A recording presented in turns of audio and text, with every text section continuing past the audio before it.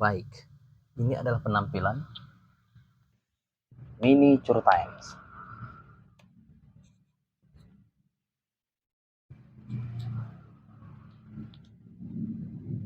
Miniature Times.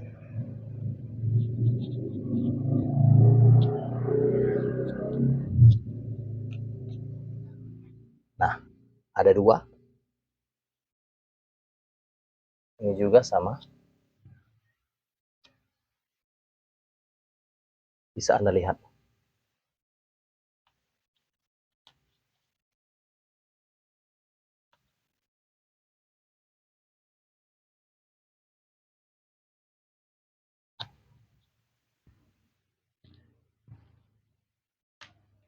Seperti ini ya.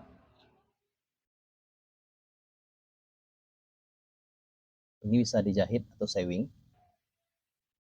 Jaraknya kira-kira 1 jengkal ya.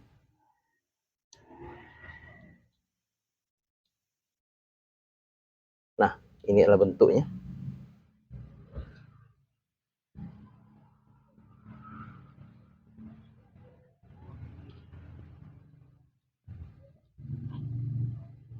Miniature Times. Cortina, mini cortina.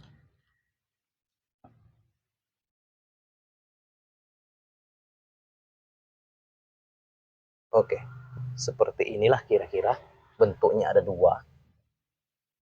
Oke, terima kasih untuk pemirsa YouTube tutorial Gorden.